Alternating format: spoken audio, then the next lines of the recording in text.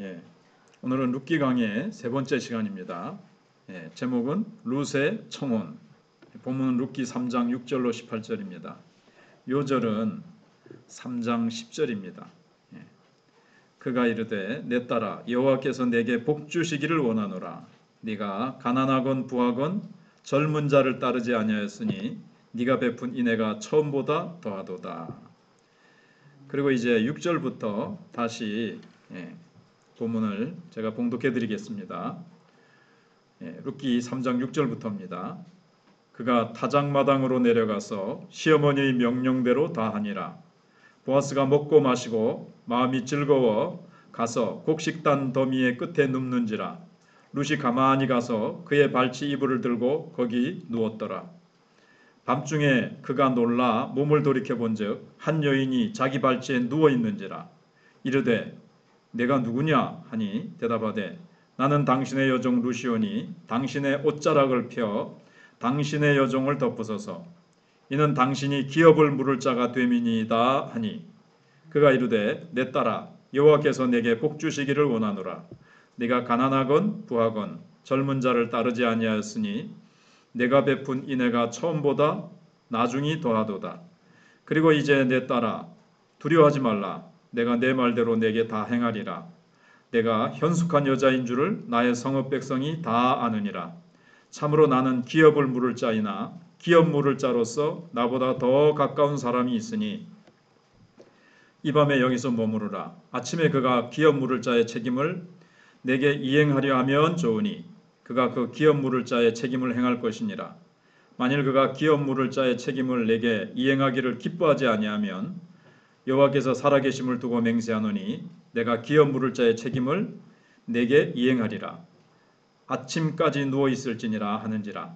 루시아 새벽까지 그의 발치에 누웠다가 사람이 서로 알아보기 어려울 때에 일어났으니 보아스가 말하기를 여인이 타작마당에 들어온 것을 사람이 알지 못하여야 할 것이라 하였음이라.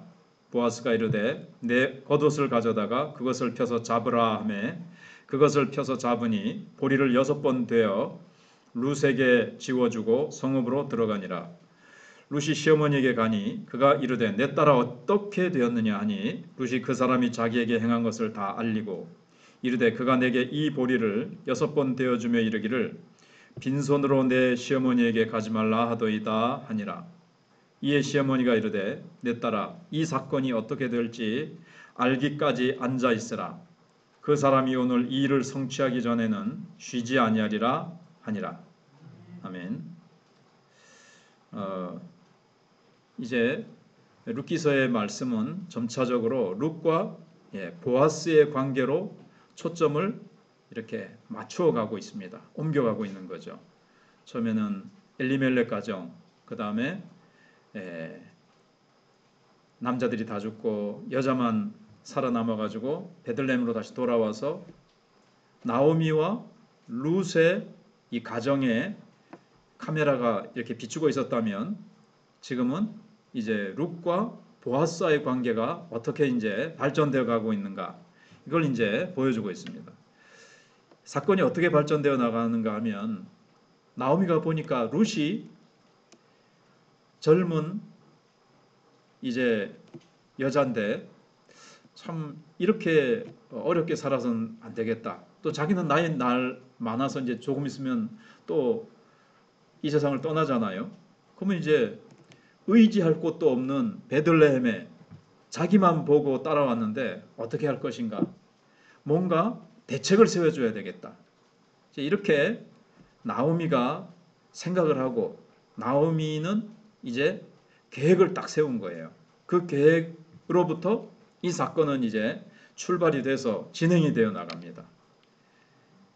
지난 수요일날 우리가 생각해 본 대로 룻이 네가 오늘 어머니가 룻이 이 이삭을 많이 주워오니까 네가 오늘 누구 밭에 갔더냐?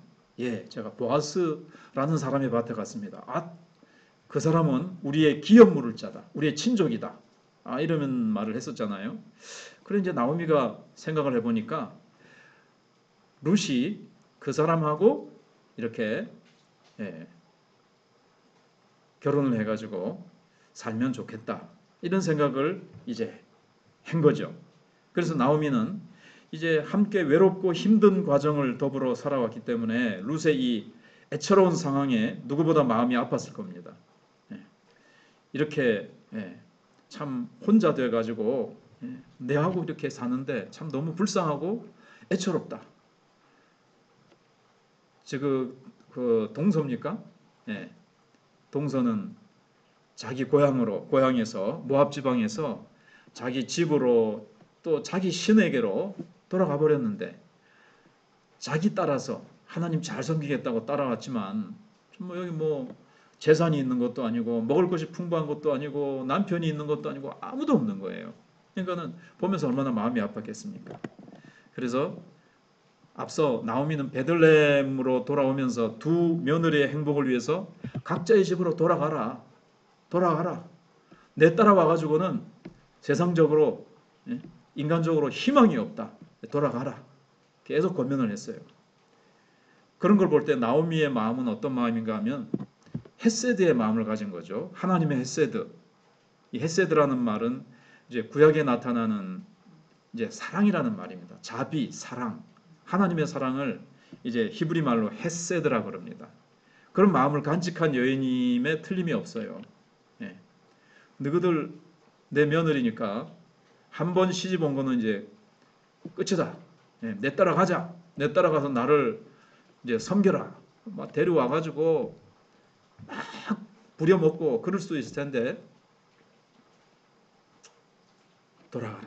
돌아가서 이제 너희 각자의 장래의 길을 너희들이 찾아서 가라 하고 다 이렇게 돌려보내는 거 보니까 참 이 자부들, 며느리들의 행복을 생각하는 이런 참 사랑의 마음, 자비의 마음이 풍부한 하나님의 마음을 가졌다는 것을 우리가 알 수가 있는 거죠. 그래서 이런 마음이 바탕이 돼서 나오미는 룻의 진정한 행복과 안위를 위해서 계획을 세우게 됩니다. 그리고 나오미는 룻에게 강하게 이제 권면을 하죠. 오늘 읽지 않았습니다만은 3장 3절에 보시면 그런즉 너는 목욕하고 기름을 바르고 의복을 입고 타작마당에 내려가서 그 사람이 먹고 마시기를 다 하기까지는 그에게 보이지 말고 목욕하고 기름을 바르고 가서 이제 청혼을 하라 이 말이에요. 그래서 4절에 그가 누울 때 그가 눕는 곳을 딱 먼 데서 딱 보고 있다가 그가 딱 누우면 그의 발치 이불을 들고 거기에 누우라는 거예요. 그리고 그가 내 할 일을 내게 알게 하리라.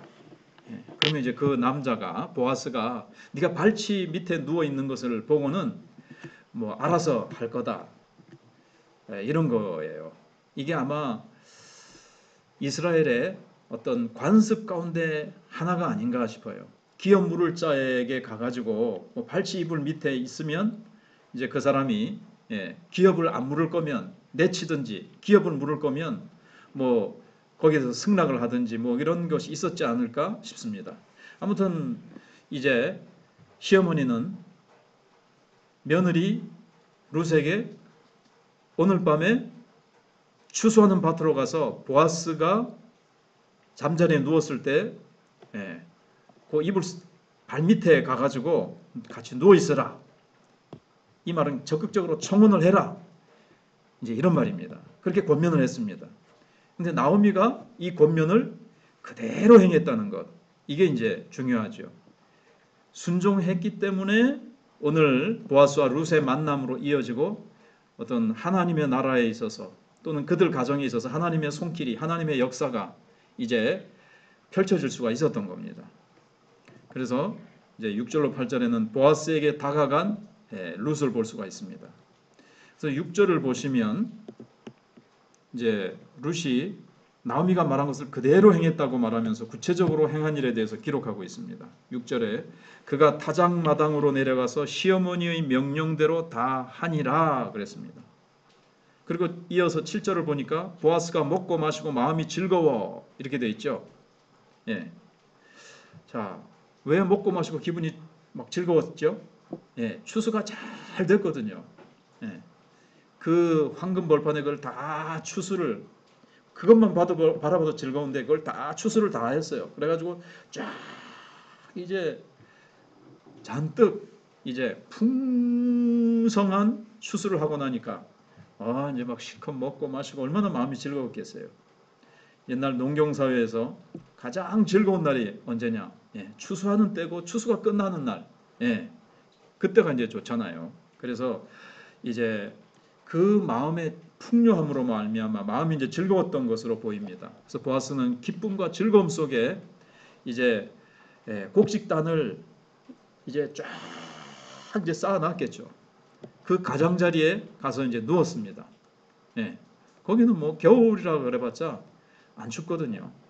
그래서 룻은 뭐 이불만 잘 덮고 자면 되거든요. 그래서 상대방이 사실은 깼을 경우에 위험할 수도 있습니다. 누구야? 이래가지고 막 치고받고 싸울 수도 있고 자기를 해치려고 하는 뭐 강도나 어떤 위험 인물로 보고 사실은 목숨이 위태로울 수도 있어요. 이 밤에 나를 죽이려고 오는 사람인가 해서 어떤 정당방위로 칠 수도 있습니다.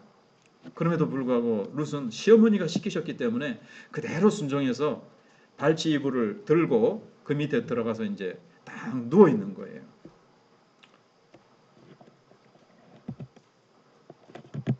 근데 이 표현을 원문에 이제 가깝게 표현을 해보자면 원문에 이제 어떻게 되냐면 룻은 보아스의 발을 들고 이렇게 해석을 할 수도 있다는 거예요. 혹은 발치 쪽을 들고 그의 곁에 누웠다.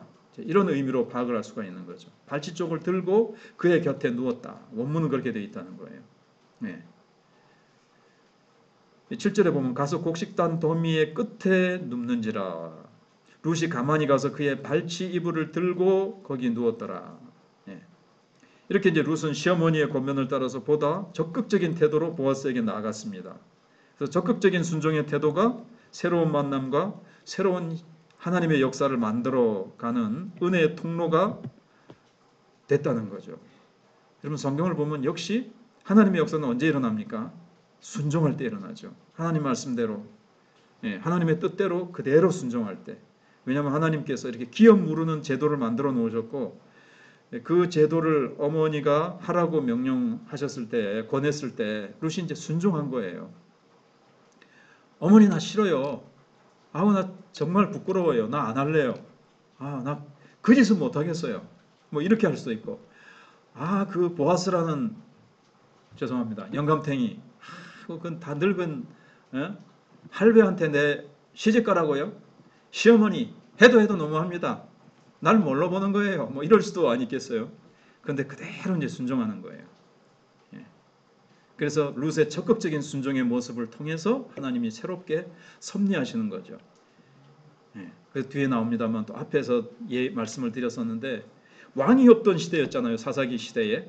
근데 왕의 출현을 만들어낸 거죠. 다윗 왕가가 이제 하나님께서 다윗 왕가를 출현시키시고 더 궁극적으로는 우리의 왕 대신 예수 그리스도를 이 땅에 보내시기 위해서 이제 이 사건이 쓰이게 되는 거예요. 근데 이 사건은 나오미의 계획에서 출발이 돼서 룻의 순종으로 됐다는 거죠. 그래서 룻이 이제 그래가지고 이제 순종해서 다가간 거죠. 여러분 여리고성이 무너지는 것도 순종이에요. 성경에 다 순종했을 때 기적이 나타났습니다. 가만히 방구석에 방콕하고 있으면 아무런 일이 일어나지 않았겠죠. 그래서 보아스는 이제 밤중에 추위를 느끼면서 이제 막 이불을 이제 막 더 잡아 당겼을 것 같아요. 그러고 있는데 뭐가 인기척이 탁 느껴지는 게 있죠.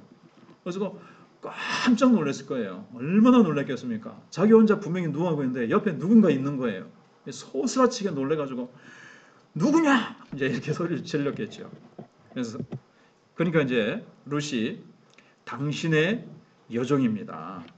9절에 내가 누구냐 하니 대답하되 나는 당신의 여종 룻이오니 당신의 옷자락을 펴 당신의 여종을 덮으소서 이는 당신이 기업 물을 자가 됨이니이다. 이게 이제 청혼을 하는 장면이에요. 프로포즈를 하는 거죠. 이런 표현을 볼 때 이제 룻은 보아스에게 청혼을 하고 있는 것으로 이제 보이는 거죠. 왜 청혼을 합니까? 당신이 우리 엘리멜렉 가정이 완전히 바닥까지 망했는데 당신이 우리 가정을 좀 일으켜 주십시오. 이런 사정이 있어서 제가 청혼을 하는 겁니다. 이렇게 얘기를 하는 거예요. 그래서 히브리인들에게 그 당시 이 제도를 뭐라 그러냐면 고엘 제도라 그럽니다. 고엘, 고엘 제도.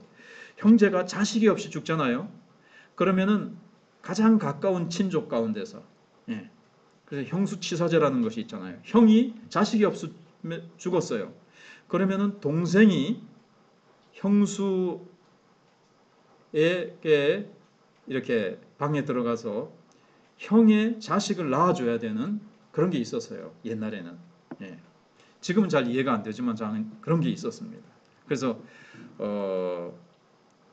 그 형의 씨가 끊기지 않도록, 형의 집안의 대가 끊기지 않도록 해주는 그런 제도가 있었어요. 이걸 고엘 제도라 그럽니다. 그래서 룻은 이렇게 이제 청혼을 하면서 남편의 이름을 남겨 주십시오. 그리고 그 기업을 유지해 갈 수 있도록 대가 끊어지지 않도록 해 주십시오. 이렇게 했을 때 보아스가 현숙한 여인이라고 칭찬을 하면서 두려워하지 말라. 내가 네 말대로 내게 다 행하리라. 이렇게 11절에 얘기를 합니다. 그러면서 하는 이제 약속이 뭔가 하면 13절에서 18절에서 청혼을 일단 수락을 하죠. 프로포즈를 했으니까 일단 받아줘야 되겠잖아요. 근데 사실은 나보다 더 가까운 친족이 있다. 그 고엘 제도가 가장 가까운 친족이 기업을 물어줘야 된다 그랬잖아요. 대를 이어줘야 된다 그랬잖아요. 그러니까 내일 아침에 이제 일어나서 그 나보다 더 가까운 친족이 있다. 사실은 그 사람한테 가서 한번 물어보고 그 사람이 나는 기업 물으는 이 일을 하지 않겠다. 나는 그 책임 못 하겠다라고 하면 내가 하겠다. 이제 그때 가서. 근데 그 사람 의사도 물어보지 않고 보아스가 먼저 하면 나중에 이제 문제가 생길 수 있겠죠. 내가 더 가까운데 왜 당신이 룻하고 결혼을 하고 당신이 왜 그 일을 합니까? 내게 더 먼저 우선권이 있는데 순위를 당신은 어겼어 이렇게 할 수 있잖아요. 그래서 이제 새벽까지 기다립니다. 그리고 이제 사람 막 해 뜨기 직전이 가장 어둡다 그러잖아요. 그때까지 딱 기다렸다가 지금 집으로 돌아가다가 사람들한테 들키면 막 이게 막 이상하게 막 소문이 나고 오해가 있을 테니까 새벽까지 기다렸다가 사람을 알아볼 수 없을 때 이제 돌아가라 이제 얘기를 합니다. 그리고 이제 약속을 하는 거죠. 그 사람이 안 하면 내가 대를 이어주고 엘리멜렉 가정을 내가 일으켜주겠다. 이렇게 약속을 합니다. 룻이 이제 새벽에 이제 집으로 돌아와서 시어머니에게 자초지종을 다 있었던 일을 다 얘기를 합니다. 근데 이제 룻에게 보아스가 약속을 하면서 뭘 하죠? 보리를 몇 대? 네? 보리를 6번 데워줬다 그랬어요. 아마 대박으로 그냥 6대. 탁 하면서 빈손으로 가지 말고 시어머니께 빈손으로 가면 안 된다. 그래가지고 했습니다.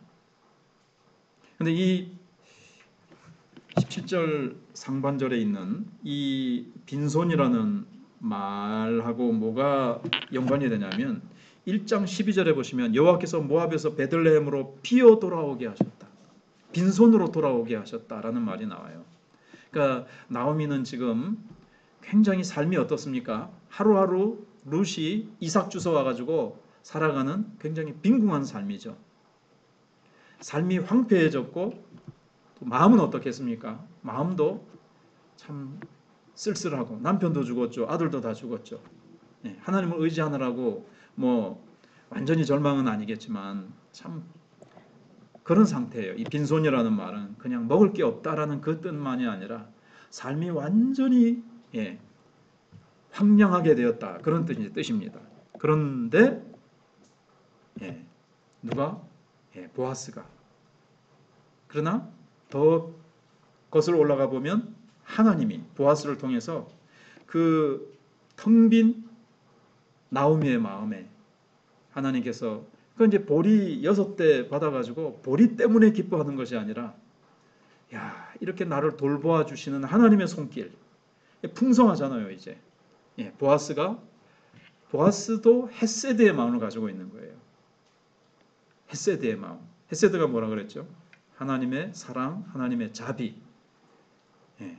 그 사사 시대에 어두운 시대, 왕이 없고 하나님을 믿지 않아서 그냥 유대 사회가, 이스라엘 사회가 완전히 죄악으로 깜깜하고 도덕적으로 너무너무 타락한 소돔 고모라보다 더 악해진 그 시대에 그래도 몇몇 사람들이 하나님의 헤세드를 실천하고 있었습니다. 하나님의 사랑을 실천하고 있었던 거죠.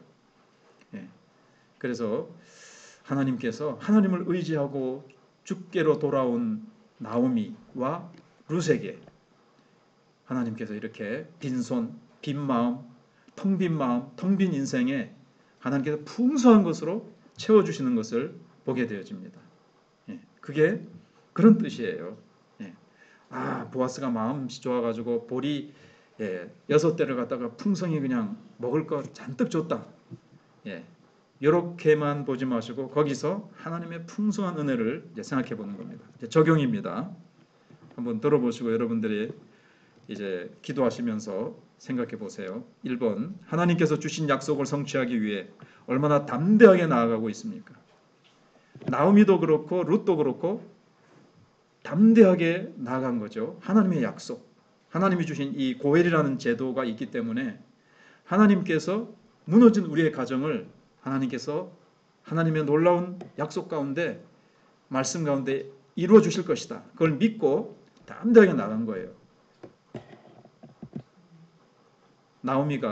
룻이 참 가기가 껄끄럽고 창피할 수도 있고 참 그럴 수도 있는데 시어머니의 말에 순종하고 하나님의 그 어떤 약속 그걸 붙들고 담대하게 나갔다는 겁니다. 우리도 어려운 상황에 있을지라도 하나님의 약속을 붙들고 담대하게 나아가면 하나님께서 그 어려운 상황 가운데서 역사를 이루어 주신다는 거죠. 두 번째는 룻처럼 얼마나 주님을 신실하게 따르며 현숙한 삶을 살고 있습니까?